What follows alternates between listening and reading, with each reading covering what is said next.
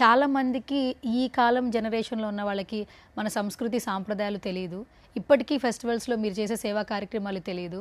అందుకనే మేబీ అనుకుంటా మీ ఇన్స్టాగ్రామ్ నుంచి చాలామంది సేవ చేస్తున్న వాళ్ళు కావచ్చు, కళలను ఇష్టపడే వాళ్ళు కావచ్చు, ఎక్కువ మంది ఫాలో అవుతున్నారు.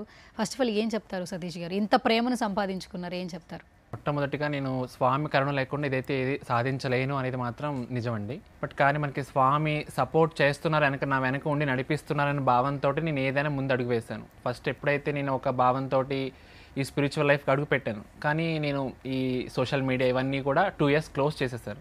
కానీ లేదు, 10 మందికి మీరు చేసింది తెలవాలి అని ఒక మాకు మార్గదర్శిగా నన్ను ఒక ఇన్ఫ్లుయెన్సర్, ఆయన కూడా మా ఊరు సైడే ఉంటారండి. సో ఆయన ఇన్ఫ్లుయెన్స్ త్రూ నేను ఒక అడుగు ఇలా ఇన్స్టాగ్రామ్ కానీ యూట్యూబ్ కానీ స్టార్ట్ చేయాల్సి వచ్చిందండి. సో అలాగా, కానీ దీనివల్ల ఇంత రీచ్ అయ్యి నేను ఇక్కడి వరకు వస్తానేది మాత్రం గ్రహించలేదు అది. బట్ కానీ నేనంటూ నమ్మేది ఆ స్వామి నా వెనక ఉండి నడిపిస్తున్నారు అనేది నమ్ముతున్నారు. ఓకే.